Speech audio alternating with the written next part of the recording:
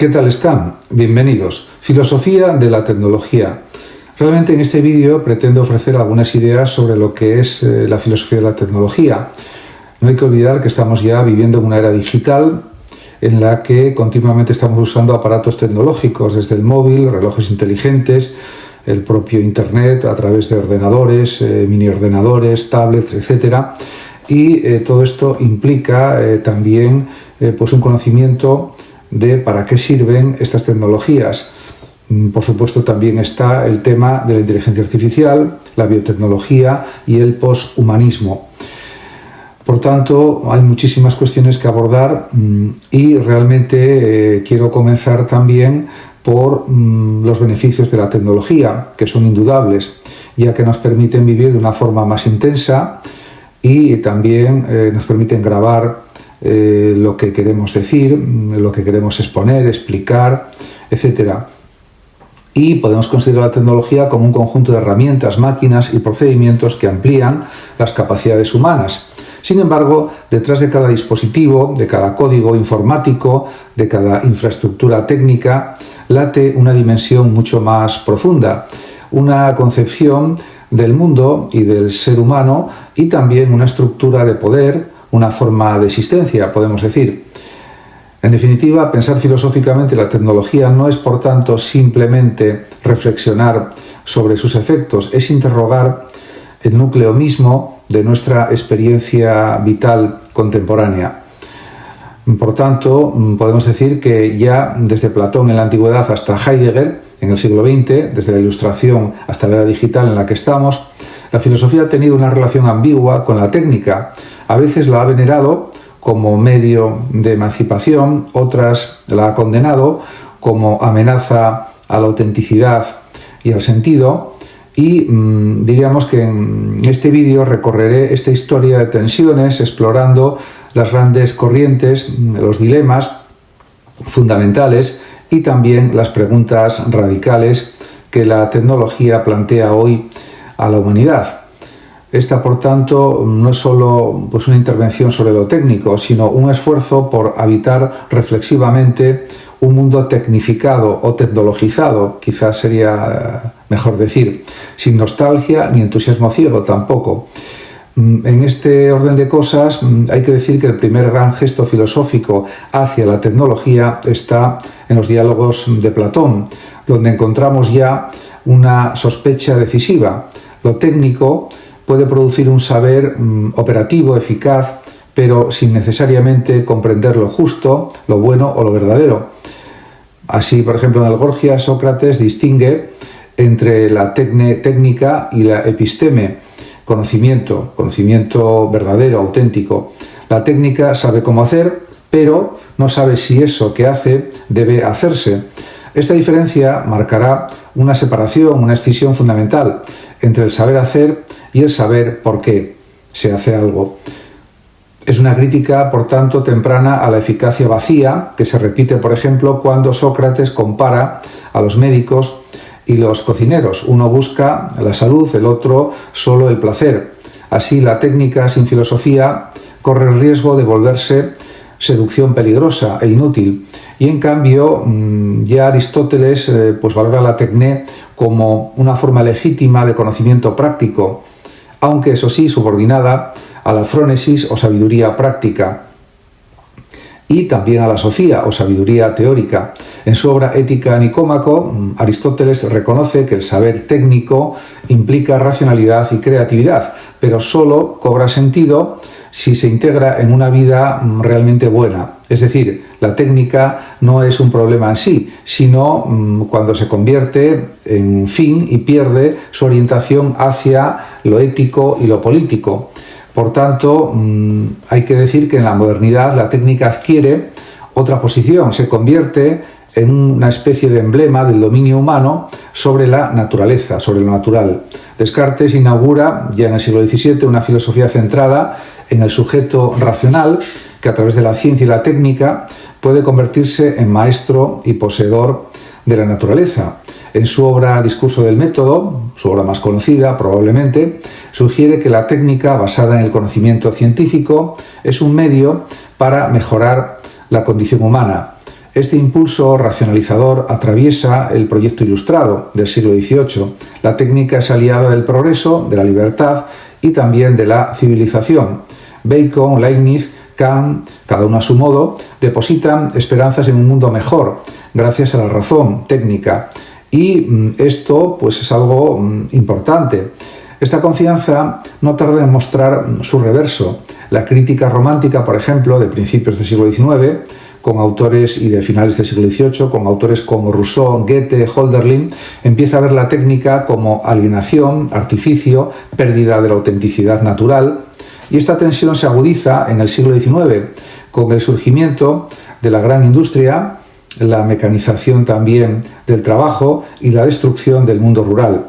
Marx y Engels, por ejemplo, no rechazan la tecnología, pero advierten que en manos del capital se convierte en instrumento, podríamos decir, de explotación y de fetichismo. La técnica, al independizarse de las necesidades humanas, produce una forma de enajenación o de alienación, ya que los trabajadores no controlan ni comprenden tampoco los medios de producción. En definitiva, lo técnico aparece entonces como una fuerza autónoma, estructuradora de la vida social y de la vida individual, pero no necesariamente humanizadora, sino todo lo contrario, deshumanizante, sin duda. A comienzos del siglo XX, la relación entre filosofía y técnica adquiere tonos dramáticos. Por ejemplo, durante la Primera Guerra Mundial, con su maquinaria mortífera, y luego en la Segunda Guerra Mundial, con la bomba atómica, muestran que la técnica no es neutral. Es capaz de organizar la producción, pero también la destrucción, y una destrucción prácticamente absoluta. Heidegger, en su famoso texto La pregunta por la técnica, pues ya habla de estas cuestiones. Está publicado en 1954 y plantea una tesis o una afirmación inquietante. La técnica no es solo un conjunto de instrumentos, sino una forma de desvelamiento, de descubrimiento del mundo. En otras palabras, la técnica es un modo de relación ontológica con la realidad. Por supuesto, Heidegger está a favor de la técnica bien usada, no mal usada. Para Heidegger, la técnica moderna no es simplemente una prolongación de la técnica antigua, mientras que la técnica griega, poiesis, estaba integrada en un proceso natural y artístico de aparición que podemos denominar aletheia, de la verdad. La técnica moderna es un emplazamiento Gestell, una estructura que reduce la realidad a un fondo disponible, Bestand en alemán. Todo se convierte en recurso, la tierra, los árboles, los animales, incluso el ser humano, lamentablemente. No miramos al río como un ser que fluye, sino como energía potencial. Esta visión, esta interpretación, dice Heidegger, oscurece la esencia del ser. Deja de haber misterio, aparición, donación, y todo debe estar disponible, optimizado, calculado, y esto pues no es algo positivo, sino negativo para Heidegger. La técnica, en su esencia, no es técnica, afirma Heidegger, es un destino del ser, un modo histórico de desocultamiento que puede llevar al olvido del ser mismo. Sin embargo, él no propone tampoco rechazar la técnica, no es un ludita, sino que propone una valoración meditativa, una forma de pensar que nos permite abrirnos a otros modos de habitar el mundo más allá del dominio técnico o tecnológico. Y en este sentido, esta crítica ontológica es desarrollada y también cuestionada por Gilbert Simondon, uno de los pensadores más originales del siglo XX en cuanto a la técnica. En su obra El modo de existencia de los objetos técnicos, Simondon sostiene claramente que la filosofía ha tratado la técnica como algo subordinado a lo humano. Sin embargo, hay que comprender que tiene su lógica propia. Para él los objetos técnicos tienen una historia, una genealogía, una evolución interna también, y son el resultado de procesos de individuación que no son simplemente funcionales, sino que son simbólicos y culturales.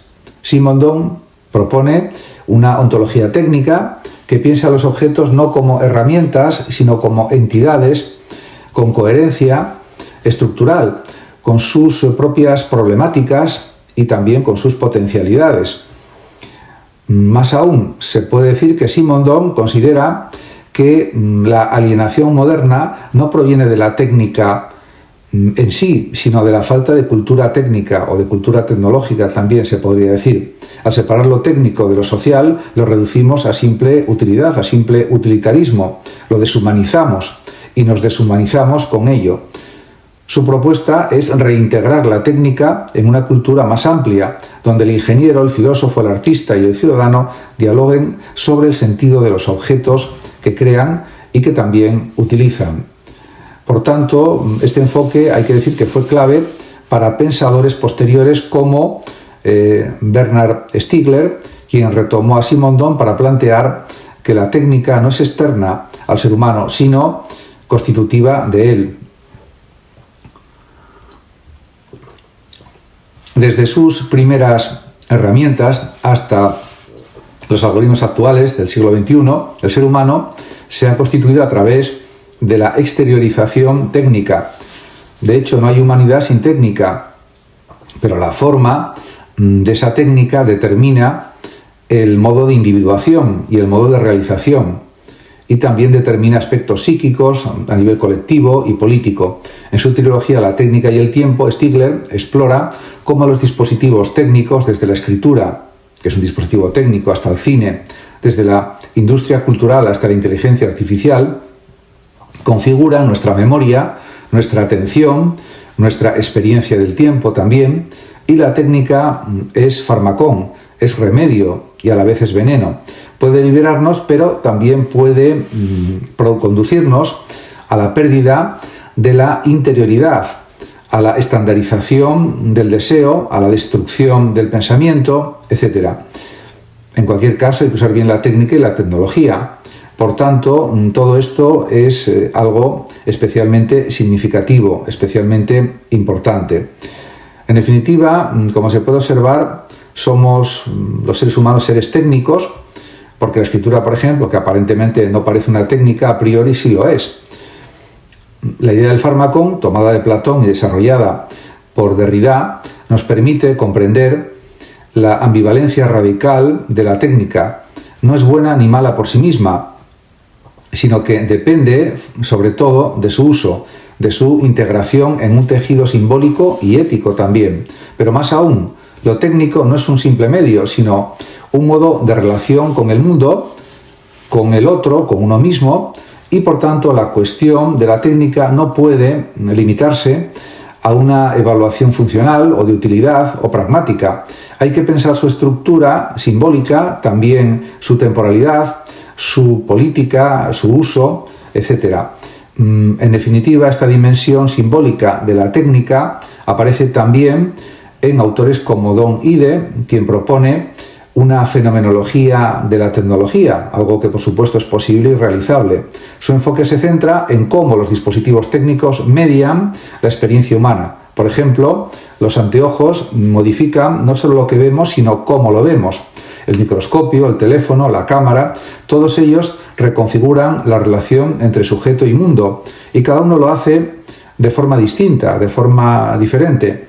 Ide distingue varios tipos de relación técnica: encarnadas, cuando el artefacto se vuelve parte del cuerpo, como es el caso de una prótesis; hermenéuticas, cuando el artefacto media signos, como por ejemplo una pantalla; y alterativas, cuando el artefacto actúa en nuestro lugar, etc.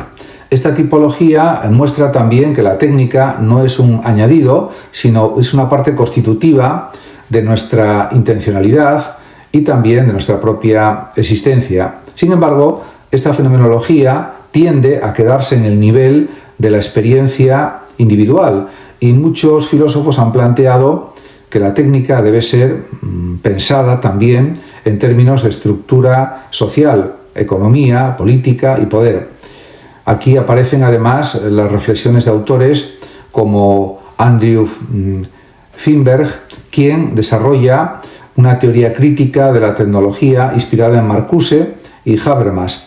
Para Feinberg, la tecnología es un campo conflictivo donde se disputan significados, se discuten se discuten también finalidades, usos, etc. No hay técnica neutral y toda tecnología está diseñada con ciertos intereses, valores, formas de organización del trabajo, del tiempo, del cuerpo. Por eso propone una democratización de la tecnología, es decir, incorporar a los usuarios, trabajadores y ciudadanos en las decisiones técnicas, ya que la técnica no debe ser el dominio exclusivo de expertos o ingenieros, es una cuestión política y también colectiva. En consecuencia, se puede decir que esta politización de la técnica ha sido central en el pensamiento feminista también, ecologista y colonial, y también cuando se pretende la eliminación de las colonias. Autoras como Donna Haraway, con su figura del cyborg, han desafiado la idea de una tecnología neutra y universal. El cyborg, que es una figura híbrida que rompe las oposiciones clásicas naturaleza-cultura, hombre-mujer, humano-máquina, es algo realmente a tener en cuenta. Haraway propone que nos pensemos como seres tecnológicamente constituidos, pero no desde la sumisión, sino desde la posibilidad de reconfigurar alianzas, cuerpos, subjetividades, etc. El feminismo, en este sentido, tecnocientífico, no rechaza la tecnología, sino que la reapropia como espacio de resignificación. Y esto también es una cuestión realmente importante. Lo mismo ocurre en los enfoques decoloniales que cuestionan la idea de que la tecnología sea sinónimo de progreso. En muchas regiones del mundo, la tecnología ha sido herramienta de colonización y de explotación, de extractivismo y de homogeneización cultural. Pensadores como Arturo Escobar, Vandana Shiva o Achille Mbembe proponen una relectura situada de lo técnico. No todas las culturas entienden la relación con la materia, la naturaleza o el tiempo de la misma manera, de la misma forma. La filosofía de la tecnología, por tanto, no puede ser eurocéntrica ni ser etnocéntrica. Debe abrirse a ontologías plurales, saberes indígenas, formas alternativas de hacer mundo. Como no puede ser de otra manera, hay que abrirse a esas alternativas. En este punto, la discusión se vuelve aún más urgente. Vivimos en una época donde la tecnología digital ha penetrado todos los aspectos de la vida. Redes sociales, podemos pensar en ellas, algoritmos, inteligencia artificial, que cada vez se usa más, neurotecnologías, biotecnología aplicada a la medicina, vigilancia masiva, automatización de procesos. El mundo se ha vuelto infraestructural. Nuestras acciones, nuestras conductas cotidianas dependen de plataformas, redes, dispositivos tecnológicos. ¿Qué significa vivir bajo estas condiciones? ¿Qué implica para la subjetividad, la política y la ética? Pues son preguntas muy abiertas que pueden ser contestadas con mucha extensión. Autores como Byung-Chul Han, por ejemplo, denuncian que la sociedad digital ha sustituido la negatividad del conflicto y la alteridad por una positividad del rendimiento y también de la transparencia y el control. En la sociedad de la transparencia, Han sostiene que la lógica de la exposición permanente y la autoexplotación nos conduce al agotamiento subjetivo. La técnica, al convertirse en extensión del ego productivo, elimina el secreto, la demora, el misterio. Todo debe ser visible, todo debe ser eficiente, todo debe ser evaluado. El resultado es una sociedad del cansancio y del burnout, del síndrome del quemado por exceso de trabajo, de producción, etc. Por otro lado, pensadores como Luciano Floridi han intentado pensar positivamente el nuevo entorno digital. Floridi propone una ontología de la información en la que lo real ya no se define por su materialidad, sino por su capacidad de ser procesado, conectado, actualizado. Él habla de un nuevo Inforg, ser informacional, que vive en la infosfera. Este modelo plantea que nuestra identidad, nuestras relaciones y nuestras decisiones están mediadas por flujos de datos, y esto también supone que hay una serie de preguntas. La pregunta ética, entonces, ya no es solo qué hacemos con la información, sino qué tipo de seres somos al vivir dentro de sistemas informacionales. Esta es una pregunta muy interesante, pero esta ética de la información no puede evitar las preguntas más oscuras. ¿Quién controla esos flujos? ¿Cómo se gestionan los sesgos algorítmicos, que en muchos casos son negativos? ¿Qué ocurre con la autonomía cuando las decisiones son anticipadas por sistemas predictivos algorítmicos? Aquí autores como Shoshana Zuboff, por ejemplo, con su concepto de capitalismo de la vigilancia, muestran que los datos personales se han convertido en la materia prima de una nueva economía que no solo registra comportamientos y conductas, sino que los modela, los anticipa, los monetiza. La tecnología, por tanto, ya no solo sirve al sujeto, lo configura desde dentro. Y esto es algo que realmente representa un peligro. Y es aquí donde el pensamiento poshumanista y también transhumanista entra en escena. Autores como Nick Bostrom, por ejemplo, desde el transhumanismo, ven en la tecnología la posibilidad de trascender los límites biológicos del ser humano, aumentar, por ejemplo, su inteligencia, prolongar su vida, su tiempo de vida, modificar su cuerpo, superar el sufrimiento, etc. Este entusiasmo tecnófilo, sin embargo, ha sido duramente criticado por el poshumanismo filosófico, que señala que el ser humano no necesita superarse tecnológicamente, sino repensarse relacionalmente también. Rossi Braidotti, por ejemplo, propone un poshumanismo afirmativo que no idealiza la máquina, pero tampoco sacraliza al humano. Su propuesta es pensar lo humano como red, como proceso, también como multiplicidad en relación con lo no humano, animales, máquinas, plantas, ecologías, etc. Muchas gracias a todos por su atención y hasta mi próximo vídeo. El que lo desee puede compartir este vídeo, darle like o suscribirse a mi canal de YouTube. Hasta pronto.